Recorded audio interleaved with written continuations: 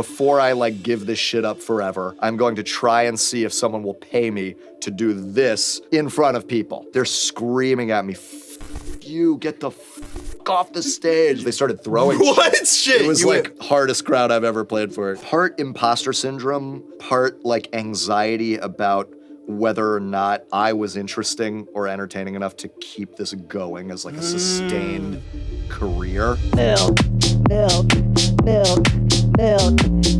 milky milkshake.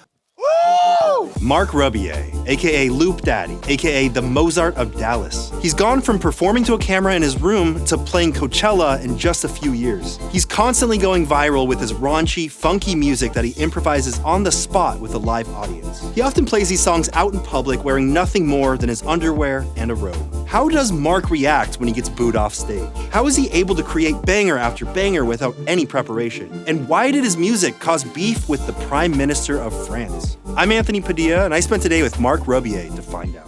Hello, Marc Rebillet. Anthony, how do you do, my man? Good, how are you? I'm good, thanks for having me. Yeah, thank you for coming out. So, 2.5 million subscribers on YouTube, over 500,000 monthly Spotify listeners, but I feel like you aren't even the most popular there. I feel like you go viral all the time, all over the internet, for all different sorts of reasons. Yeah. Instead of just talking about it, I feel like we should just do a demonstration of what it is that you are doing when you are going viral.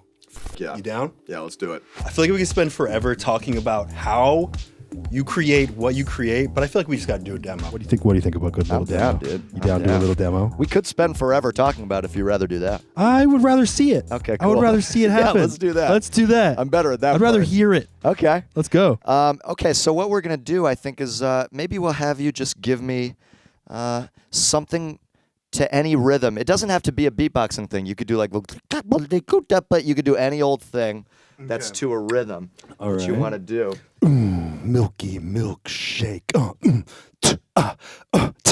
Milky milkshake. Yeah. Milky milkshake. Keep it going. Milky milkshake. There it is. Milky milkshake. That's it, right. Yeah. Milky milkshake. Milky milkshake. There you go. Milky milkshake. Oh, He's got the tempo a little bit. Milky milkshake. Milky milkshake. Milky milkshake. So here we're gonna put this in the Milky milkshake. Come on. Milky milkshake. layers and layers and layers and layers. Exactly. Think about, and then maybe we can put a little bit of Milky milkshake. Milky milkshake. Milky milkshake. Milky milkshake.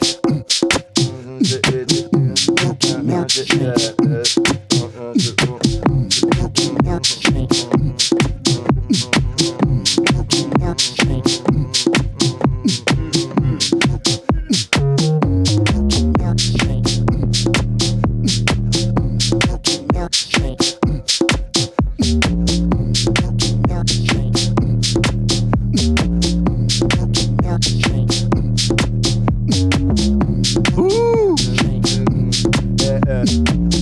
There we go. Yeah. Milky milkshake. Milky milkshake. Creamy. Milky milkshake. Cream. Milky milkshake. That shit is milky, bitch. That shit is milky, bitch. That shit's that milky shit. It's malted milky shit. It's milkshake shit. Put it up in the cream. Stir the damn cream. Now you got a milkshake. That's a milky shit. Milky milkshake. Anthony, he's got a milkshake. Yeah. What's the flavor? Weird flavor. Milk, milk, milk, milk, milk, milk, milk, milk, milk, milk, milk, milk, milky milkshake. Let's go.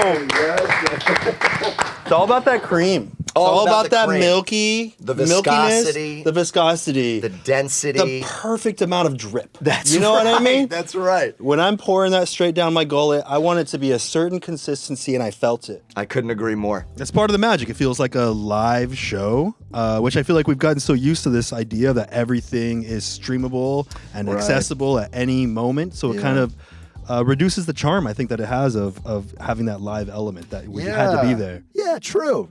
Yeah, it's nice. I think that's what people respond to, at least partly, is that you're just watching me think of whatever the it is I happen to do. I feel like that's also part of the charm, is that people get to see someone so confidently work through the process of creating something. I feel like it helps show people who might otherwise feel like, anxiety or fear around messing up. Yeah. They get to see you mess up and then just recover because that's part of the process. I hear that a lot, yes, from people who, whatever, that tell me why they enjoy it. Or it's I think a big part of it is like, it's like a relatability thing, because generally, if you're an artist, musician, whatever, you're putting out almost always like the finished, the most polished, the most perfect version of what you've written. It's gone through mixing, mastering, many drafts, whatever. And so, we're always presented with this shining, perfect package. And it's like, this is what goes on in the lead up to that. And I've just happened to, make a living out of that part. Yeah, you're like, my package isn't always that perfect. It took Very work for my rarely. package to look that good. It takes grooming, trimming, And you get to see it live. You get to see it live. Yeah, you get to watch me lube it up live. And I want to get more into what that entire process is like and how it differs from that polished version that most musicians will release. Yeah. But first, I feel like we should talk about, before you started this career, what was your career looking like? Where did you think that you were going before that? Oh, man. Well, I wanted to be an actor first. I've been playing piano since I was a kid and acting since I was a kid. And so I went to college for acting, dropped out, and then I basically spent 10 plus years like attempting to do music in some form or another, producing beats, doing little projects with friends here and there, but like never any real success on any level. Alongside that, I'm working, I'm waiting tables, executive assistant. Didn't you work at a call center? I worked at a couple call centers. Right. I did cold calling for like a software company, and then I did customer support for like a boating and hunting safety certification. I did mortgage loan servicing, customer support. I did all sorts of crazy shit.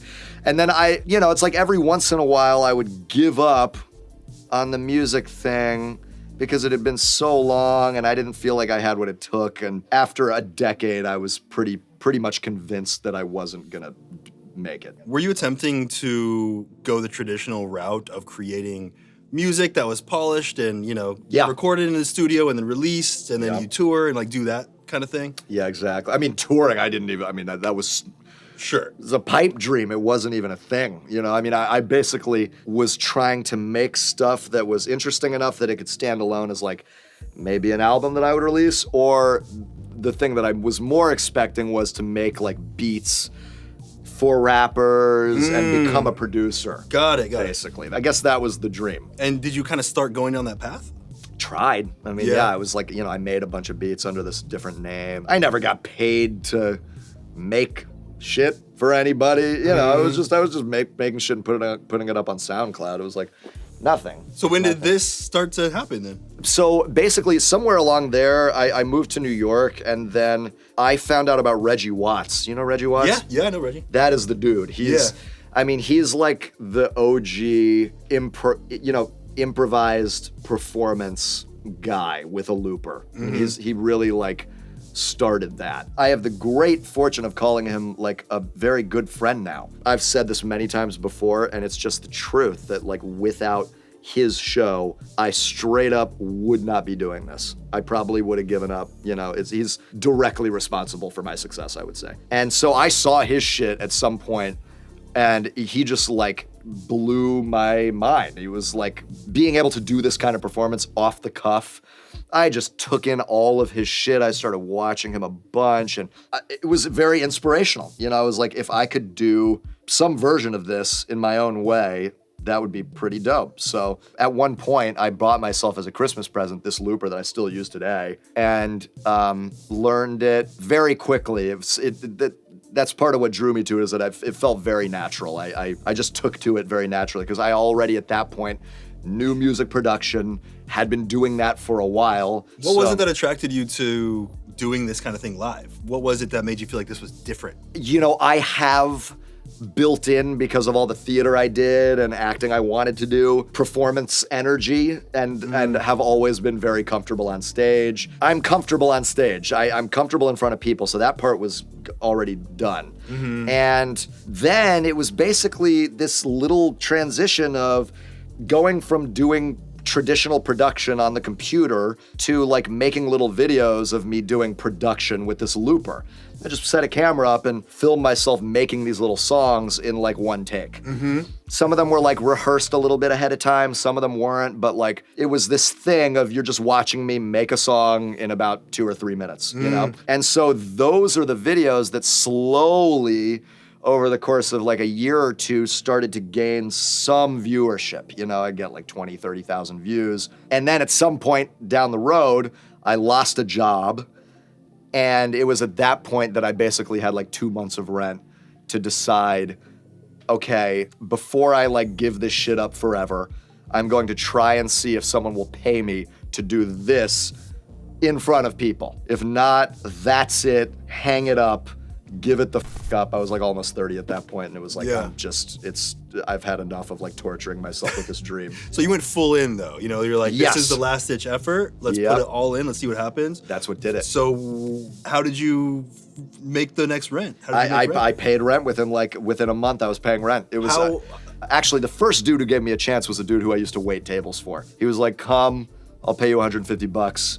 And you can play for like this beer festival he was doing. So that was my first like paid gig. How'd it go? It was a disaster, but like in a really kind of fun way. And it was really pretty much the same shit I'm doing now. You know, it's like I figured I had the show basically from the minute I got up there. But it was a disaster in a good way. Why? Because people were able to see you like work live? I was panicking and screaming, which is still kind of what I do, but I do it in a more controlled way, I guess. But like I was just throwing everything at the wall, and these poor people who had paid like VIP tickets to come to this beer festival are listening to me scream about in the Academy Awards and shit. You know, it's just whatever, anything to get people's attention. But it went well. It went for what it's like, Academy Awards, I'm in. It's like you're getting people's attention, I guess. Yeah. And so then I booked this other like Friday gig, something like that, at a bar. I book a Sunday gig at that same restaurant, but it's during the lunch shift. And then I book another Saturday thing. So I have 3 gigs at these bars and restaurants, and they're all $100, $150 for people who do not want to see. They have no idea, obviously, who I am. Yeah. They do not want to see me. And I'm up there screaming. But it's kind of the show it is now. It's like entertaining enough to watch me make some shit up. You can't and look like away. You know, there's this, like no matter what you're doing, you're like, something's happening. It's something like that, dude. Yeah, I don't know. I guess it's something about, it was something about the energy or something. But yeah, people stuck around. And then over the course of that year, so it's, within a month I had finagled these 2 or 3 gigs a week, so I was paying rent. And then over the course of this year in Dallas, I just got to play over and over again and refine the show and figure out proper ways to do crowd work. And I got to cut my teeth at like all of these different places that they just unleashed me on their poor customers, you know? But I did that for a year. Well, it's kind of like, it's kind of the immersion of going in there and trying the thing instead of like, attempting to be perfect at it before you try it. Exactly. I feel like it's so common for people to feel like I can't do that thing until I'm really good at it. Right. But it sounds like in your case, you learned in the moment. Yeah. You learned by playing these shows. Yes. In a sense, you learned while making money. It's true. How to do the thing that you do now that has been refined. Yeah, I was very lucky to be in that position. It's true. And like no rehearsing is the other thing. I mean, you just sort of figure out how to make the show sound fine and get the sounds sounding good or whatever, but then apart from that, you just go in, plug in your shit. Well, you kind of built into the way that you do your shows, you built in not having to do any homework. not having to do anything beforehand. That's the best part, You get to dude. show up and do your thing. Yeah. But it requires so much confidence to do that, to not have something planned, to know that you're gonna figure it out in the moment. You have to have confidence in yourself. Yeah, it is that, I suppose. A confidence that something's That gonna you happen. will handle it. If something comes up, when something comes up, you will handle it. Right. Because Yes. there is always gonna be something that Yeah, you gotta trust. throws you off, right? 100%. Often. Yeah. There's either something going wrong at the show, or security's doing something weird, or someone yells some weird shit, or whatever. And this is all stuff that you learn to embrace. Like, instead of like trying to put it away, you embrace. You draw people's attention to the anomaly. A good example would be at this Australia tour I did last year. I was billed right before Ice Spice. Not my audience. These were like 12-year-olds who were like there to see Ice Spice. And it was just a weird stage to be billed on. So I get up on stage. No one in the audience has any idea who I am. They're not interested. They just want Ice Spice to come out. They're screaming at me, "F you, get the f off the stage," you know? Yeah. And so I basically just ended up making a song about me. Get me off the stage, you know? Yeah. So it's kind of like that. It's like, okay, how do I turn this into something? Yeah. Eventually, I really did have to walk off because they started throwing What shit? It was like hardest crowd I've ever played for. Yeah. I thought you were gonna say you won them over. I by was playing- hoping, dude. Yeah. No. No. If I don't think a show has gone well, which happens somewhat regularly, if I think it's been a below par show, or I didn't come up with anything particularly interesting, you just have to trust that it went okay, and whatever, that I've done it enough times now that I'm capable of providing a baseline and entertaining show. Yeah, I've gone through cycles of just overthinking, rumination of Oh, like really? how something went. Yep. Like whether it be just a singular interaction with someone, a performance of some kind. Yeah. And there's like, oh, that could have been better. Oh, wait, should I have done that? Oh, and it's difficult because you get in that loop and then it becomes this growing thing. But lately I've started to kind of reframe the way I think of it and just realize that I did my best in the moment, and that's all I can do. I mean, I do the same sort of like, what do they call it? Like circular thinking. Yeah, where yeah, you yeah. just can't stop revisiting the thing in every different scenario and paying attention, like all the details are How it could have been running through- better. Sometimes like even shaming yourself, like, why didn't you do better? Dude. Yeah. Why didn't you know? You're a piece of shit. Yeah. How did Yeah. you not know? But it's poisonous, dude. Yeah. It's poisonous. It's not productive. There's really no point to it. No. It happened. It's poisonous to give it too much power. Yeah, because you can say, what did I learn from that? And that's a different perspective than Right. how did I fuck up? Yes, that's what it is. Right. It's sort of like, it's like masochistic. Yeah, sort of yeah. thing where you're like enjoying punishing yourself. That's true. How did you get out of that cyclical thinking? Well, I think my problem was more like part imposter syndrome, part like anxiety about whether or not I was interesting or entertaining enough to keep this going as like a sustained career. Do I actually have it in me to continue making interesting stuff? How long ago did you have these thoughts? Oh, I still have them. Okay. Oh yeah, still very much have them. Existential sort of thoughts Yeah. like that, you know. I've been doing it now professionally for 7 years, so it's not a super long time, but it's not super new either. And I still think about that, you know, and it's just like the reality is you kind of have to trust that those thoughts they're a sign that you are continuing to think about how to remain interesting, how to continue to create things that if you just sat there going, yeah, I'm good. Yeah. Right. I'm dope. I don't need to do. Then maybe you need to, light a fire under your ass. Right. But I feel like these existential thoughts, in a way, even though I could maybe process them in a way that's a little more healthy, but I do think they're productive because it's a sign that like you're still interested in pushing and remaining interesting and doing something that evolves your work or whatever the fuck. I feel like it's a sign that you care. Right. Which is good. Right. I agree. You know, like there are cycles of worry that could get on, and you could be like, oh, it just means I care. But do you have existential thoughts like that? Definitely. Really? And that's been part of the process is realizing that I don't have to I don't have to process these emotions as worry. Yeah. I can still observe these emotions and thoughts happening without attaching the cyclical worry to it. So, you know, I could be like, I'm like, why did that thought come up? Oh, I care. I care a lot. That's some good therapy shit right there. I did the same trying shit to do in therapy, that. dude. Yeah. Where it's like, these thoughts will happen. Yeah. So you observe them rather than allow them to suck the life out of you. You just, you look at them. They are not you. They are something separate from you to observe. Right. They are not you and a sign of like who you are in Yes. your state of being. Yes, right. Yeah, not a sign of your worth. Yes. Or of your value or of the sign of the quality of what you're doing. It's like, they're like human thoughts and anxieties that occur to us because we're in this business where we put ourselves in front of cameras and do shit and seek validation. We all have egos. We want to be acknowledged and appreciated and respected. So, you know, I think those feelings come along with that. So if you deal with wanting validation and whatnot, like, do you feel like you have your self-worth attached to what you create? Probably more than I should, I would say.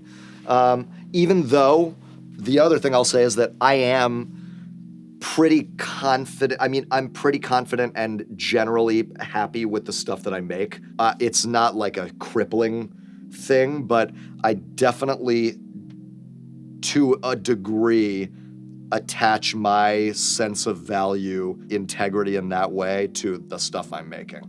Hard not to, you know what I mean? Because it's like, you're making it. Does that sense of self-worth come from yourself in the way you perceive what you do, or others? Probably mostly myself. Okay. But I think there's an element of how others perceive it too. But the other thing is that I get so much positive feedback. I'm not saying that to blow smoke up my own ass, but it's just true. My comment sections are generally like overwhelmingly positive places, you know? Which is nice, but it's also makes me realize that like I can't really trust my audience to give me good feedback. Well, that's kind of good though, because then you aren't attached to the positive feedback. Right. And maybe you aren't attached to the negative feedback either. That's true. Not that much. It's like I've learned that like I'm sure you know this, like everyone who puts themselves out there knows this, is that like you're just gonna get shit. It doesn't matter what you do. Yeah. You will always get shit. Yeah, yeah. Always. And it's just the way it is. And like the sooner you can learn to divorce your feelings and sense of, sensitivity, self-worth from that kind of criticism, the happier you'll be. It's just not worth dwelling on. Or the way you present yourself kind of helps people maybe realize that you're not taking yourself as seriously. I don't know, like you have a very casual way that you present yourself. You'll straight up go shirtless, you'll go in just a robe, you'll perform like with a bra on, like you'll just do whatever the feels right in the moment. Yeah. And I think it adds a sense of, you know, this guy doesn't take it too seriously. How could I take it too seriously? That's a great yes. If there is one of the few little theses that I would like to impart on people through this stupid show I do, it's like, I think one of the big ones is that life is filled with horrible tragedy, and it's filled with the opposite of this beautiful, excruciating joy, and then all the little minutia and average shit in between, and like it all amounts to this wonderful experience, and no individual piece really matters all that much. It's like just allow yourself to exist, breathe in and out, appreciate being alive, take things as they come, and hopefully the show is like a weird mirror for that kind of experience of just like I am acting up there like I don't care. So your music isn't generally political, but it has gotten there. It has in the past. Yeah. So tell me about that with the Prime Minister of France. Oh my God, yeah, that was a fun dude. moment. Okay, so basically I went to play this festival in northern France called Le Touquet, I think. And it just so happens that the president of France and his wife have like a summer home up there. And so they're there sometimes. And they happen to be there at the time that this festival was happening.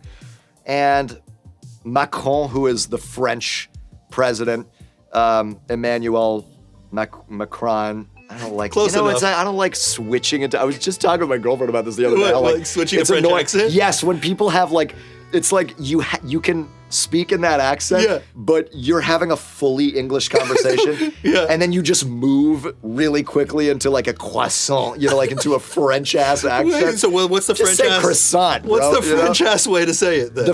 Macron. Emmanuel Macron. Okay. Which is obnoxious to move into that. Let's start it again. I'm gonna go. So the president of France, Emmanuel Macron, is up there Close- with his close wife. enough. Yeah. We know you know how to say it. You don't gotta say it any Come other on, way. I got the accent. Yeah. We don't need to bust it out just Yeah. to show off. You're good. All right, cool. Yeah. So Macron and his wife, Macaroon. Macaroon. Manny Macaroon. Yeah. And his beloved wife are up there. I don't know. They have a summer home up there or something. Yeah. So they were there at the time of this festival. I like to tease, particularly politicians, because it's fun. Sure. And so anyway, I went up there, and it was rumored that him and his wife were coming to the festival. Okay. And so I got on stage and did this big you Macron song. Uh-huh. Everyone's chanting it. And the director of the festival got so pissed. She came up on stage, walked over to me, and said, "You have to stop this shit right now." It was this big thing. It turns out they were at the festival, but I don't think they were on the festival grounds yet. Okay. Anyway, like the day after, long story short, there's like every major news outlet in France is reporting on this having happened. It's like a major news item. I'm going on the radio, interviewing, whatever they give, for basically saying you to like a politician. You know what I mean? Yeah. It was this thing of like, wow, France used to have a law against like verbally criticizing the president. You couldn't do that. And only recently did it become legal. And so it's like a big deal to do it. And yeah, it was just this crazy thing of like, then the festival didn't want to pay me. And they eventually did. They paid me. Okay. So they're good. But like they handled it very poorly. And it just, it was just this crazy news item. And you weren't obviously you weren't expecting that. No, I mean, I've done that here plenty. I made a Trump song, I did all sorts of shit where no one cares. It maybe gets some comments on the internet and shit, but like, it's not a news item, It's just this weird thing of like, are you really allowed to? I mean, you're almost not allowed to say it, It's like, you're very nearly not allowed. And I guess at some point very recently you were not allowed. Right, yeah, which is wild. Kind of crazy. You should be able to criticize people who run your shit. 100%. Right. We should be able to criticize anyone with any amount of power. Period. Do you see your music as political, or was that once a moment? I'm happy to make it political. More than happy. I will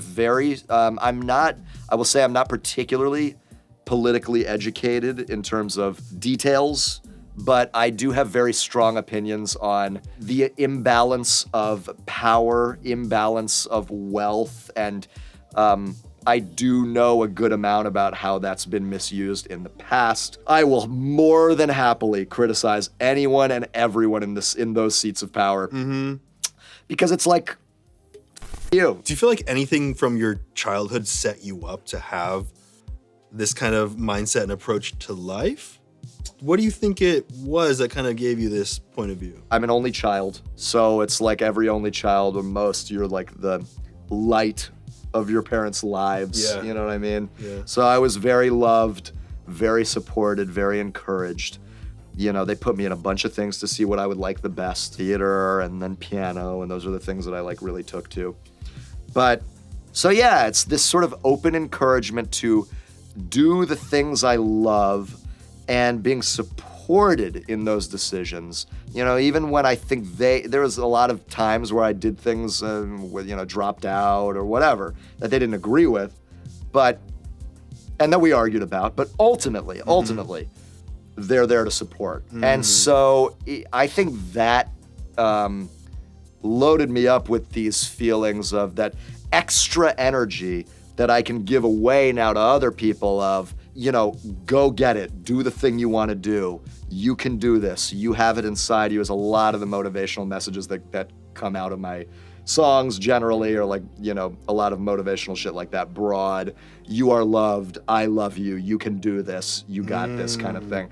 Which, you know, I just hear a lot from people that is just a message that they need to hear for a variety of reasons. You know, they just ended a relationship, or they lost a job, or they're just depressed or whatever. And there's like a terrifying amount of people that have not gotten that message enough. It's not just hearing it that helps, it's seeing someone live it. Oh, yeah, maybe. Yeah. I think that's what's inspiring, because you can read it all day. You can read quotes all day. You can have a therapist tell you what you should be thinking, but seeing someone live it, I think that's where you find the inspiration to apply it to yourself. You see it actually play out. Yeah, that's a good point. Maybe that, I imagine that is an element, right? Because it's like, yeah, it's coming from me, and I definitely do have that in me. I mean, it's like I said, I got very lucky. I had a really, like, you know, fortunate childhood that was filled with like good people, good parents, good experiences, loving environment that allowed me now to have, just to have this energy to give away. You're doing this, and you're doing great at all these improvised songs and performances and tours, but you're also going to be experimenting with some recorded stuff? Yes, I'm currently experimenting with that. Yeah? How is that process different from recording it live? Oh, it's wildly different. I mean, it's like, it's getting back. What's interesting is it's putting me back in this place where, you know, I talked about this decade of trying to do music in a traditional way. I'm familiar with that workflow. I just haven't done it in years. I haven't worked this way in years. So now I'm in the studio with a producer, with studio musicians, and I'm bringing in ideas, and we're sitting there playing them out as like a little band. There's a drummer, there's a guitar, there's a bassist, there's me on the keys, and we're switching things around, trying things out, playing them out, rehearsing an A section, a B section. We turn on the tape, we're recording it to tape, and then we get these elements, and now we're piecing them out, putting them together.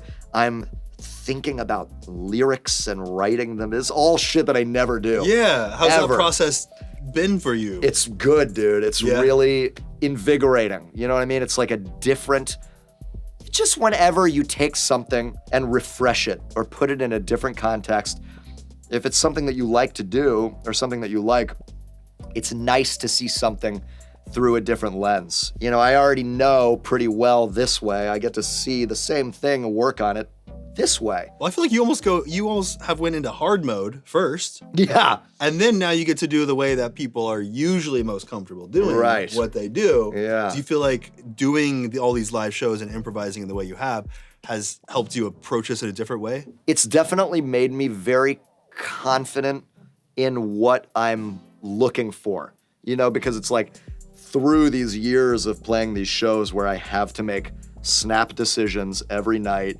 I have to feel very comfortable with an instinct, lay it down, and run with it. I feel like my ear has become very attuned to what I like and the thing I want to hear. So in a studio environment where you're sitting there for 10 plus hours, you're writing this out, I find myself very easily able to say, bring this down, bring this up, let's redo this little piece, I would like to put this here. All the little studio intricacies that you get to fiddle around with that I get to do on a much broader scale on stage in a way that's more rushed, not as detail-oriented, but here I get to really hone in on like details and shit. Mm-hmm. So yeah, we've got 2 songs that I am really very happy with, and one in particular called Vibes All Right that I think is like that's super solid. And is there a full album that you're dropping soon? I don't know. That was originally the intention, but I think I'm gonna bite the cookie off. What is the thing? One bite of the cookie? I don't know. Bite the chunk of the cookie off. I'm gonna take one moment at a bite. Bite the time. One moment at a bite. Chocolate chip. Mm-hmm. Yeah. So basically, I'm gonna focus on making good songs and release them as singles and see how it does. I'm gonna do a music video for this. But yeah, I'm gonna do a whole, just the standard thing that we were talking about is exactly the thing I don't do. I'm gonna do that. I'm gonna do Nice. cover art, a music video, a release, you know, all that shit. Pre-save, link, whatever. Yeah. Do you think that shows that you're evolving into this direction, or is this just one extra element of what you do now? I think it's an extra element. I don't know if it would be wise to ever really totally give up the show that I do. Yeah. Because it's, well, first of all, it's the bread and butter, and I love doing it. You know, it's like, I don't know, it would be hard for me to imagine totally giving it up. And then like starting to do shows where it's like just me and a band and we play these rehearsed songs. It'd be fun. I'd like to maybe do a little bit of that. Maybe that these are out now, it's like I can bring a band out for a song, maybe at the end. Yeah. Maybe we play it out like that. You know, so I test it. But I don't, cool. I don't ever see me getting rid of like the thing. So are you touring as well? Oh, yeah. Yeah, what's that like? I am touring. Yeah, I'm doing a big Europe, North America tour that's like a ton of dates, a bunch of festivals in Europe, a collection of headline shows in like Paris, Amsterdam, London, Berlin, and then a big North America tour with a collection of headline shows in all the major markets, New York, LA, Dallas, you know, Seattle, whatever. And yeah, about to hit the road. I'm very excited. It's, I'm super pumped. It's one of my favorite things about this job for sure. Is the touring, is the live element. So when people come out, they get to see how long, like how much time do they get to see of you like improvising? It's like 90 minutes. 90 minutes yeah. of kind of, we got like that 5-minute version that we saw here. Exactly. People could get 90 minutes of that on your show. 90 minutes of that. I walk out. I have no idea what I'm going to do. Yeah. And you come on that journey with me. A lot of people will get up on stage. There's a lot. I'm getting out. I